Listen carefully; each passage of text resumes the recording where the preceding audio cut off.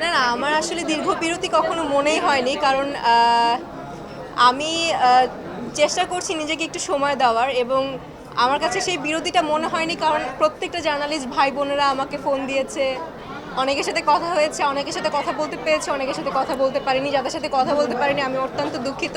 So আমার কখনোই মনে হয়নি যে আমি দীর্ঘ বিরতিতে ছিলাম। নতুন আসলে কাজ নিয়ে এখনো কিছু বলতে চাচ্ছি না, যেহেতু আসলে আমি সবসময় বলে এসেছি যে আমি খুব ভালো কাজের লোভী, এবং ভালো কাজ করতে আসলে সবাই চায়, আমিও চাই। সো আমি চাইছি না যে 100টা কাজ করতে, মানে কাজ করলে তো অনেক কাজই করা যায়, 100 কাজ করা যায়, 200 কাজ করা যায়, যে কোনো একটা কাজ করা যায়। সো আমি চাচ্ছি না যে যে কোনো কাজ দিয়ে দর্শকদের হতাশ করতে। এখন আমি আসলেই চাচ্ছি যে ভালো কোনো কাজ করতে, এবং সেটা একটা হোক, একটাই আমি করব।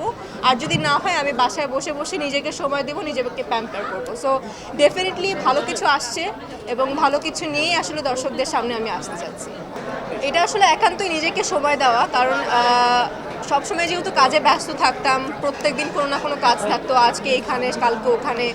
সো নিজেকে সময় দেওয়া আর আম্মু আব্বুকে, মানে বলতে গেলে ফ্যামিলিকে সময় দেওয়া হয় না, হয়ে ওঠেও না। সো আমি চেষ্টা করছি একটু বাইরে আম্মুকে সময় দেওয়ার, এবং আম্মু যেহেতু তার বয়স হয়েছে, তাকে একটু হসপিটালেও নিয়ে যেতে হয়। সো আমি একটু ঢাকার বাইরে যাই, কিংবা দেশের বাইরে যাই তাকে একটু হসপিটালে নিয়ে যাওয়ার জন্য। সো এই নিজের পার্সোনাল কাজ নিয়ে আসলে বাইরে যাওয়া হয়।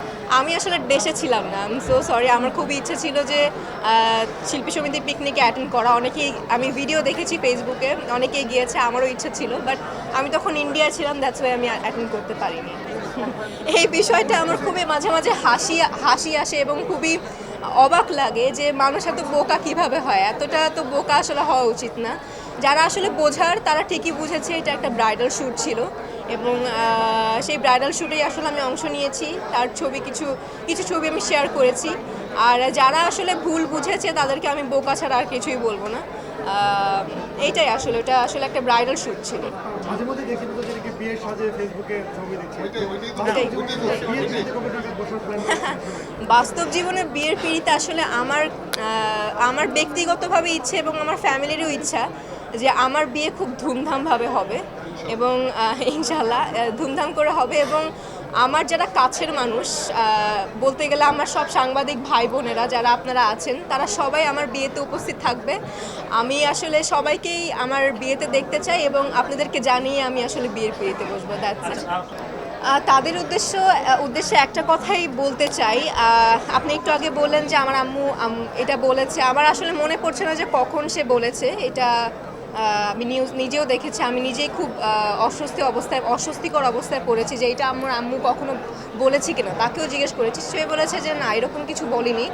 বাট আমি প্রত্যেকেই প্রত্যেক দিন কোনো না কোনোভাবে কোনো নিউজ দিচ্ছে, কোনো ফেক নিউজ দিচ্ছে। সো আমি যদি তার প্রত্যেকটা রিপ্লাই দেই, প্রত্যেকটা কথার উত্তর দেই, সো আমার প্রত্যেক দিন কোনো না কোনো কথা বলতে হবে। সো আমি, আপনারা দেখেছেন কিনা আমি জানি না, আমার ফেসবুক পেজে আমি এর আগে একটি স্ট্যাটাস দিয়ে দিয়েছি। আমি যেই বিরুদ্ধে কথা হচ্ছিল, যেই ব্যাপারে কথা হচ্ছিল, সো আমি স্ট্যাটাস দিয়ে দিয়েছি।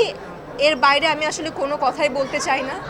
আর কথায় কথা বাড়ে, সো কোনো কথা আসলে বাড়াতে চাই না। যে যেটা ভাবে, আর যারা আসলে আমার শুভাকাঙ্ক্ষী তারা আসলে বোঝে যে আমি কি করছি, কি না করছি, কি করব। দেখা যাক, অবশ্যই আসছে, মাত্র তো বছর শুরু। এরপরেও কোনো কাজ করতে পারি, রিলিজ হয়ে যেতে পারে, মাত্র জানুয়ারি মাস। দেখা যাক, ইনশাল্লাহ আসবে। এটা নিয়ে আসলে আমি কোনো কিছু বলতে চাই না, কোনো আমি বক্তব্যই দিতে চাই না, যেহেতু এটা নিয়ে এখন আপাতত আমার সাথে কোনো কথা হচ্ছে না। সো আমি কোনো সঠিক উত্তর আমি এখন দিতে পারবো না আপাতত।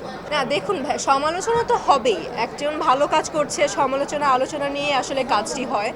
সো আমি ওরকমভাবে, আমার কখনোই কোনো রাইট নেই যে আমি হিরো সিলেক্ট করব কিংবা কোনো আর্টিস্ট সিলেক্ট করব। এটা আসলে টোটালি ডিপেন্ড করছে ডিরেক্টর এবং প্রডিউসারের উপর, এবং গল্পের উপর।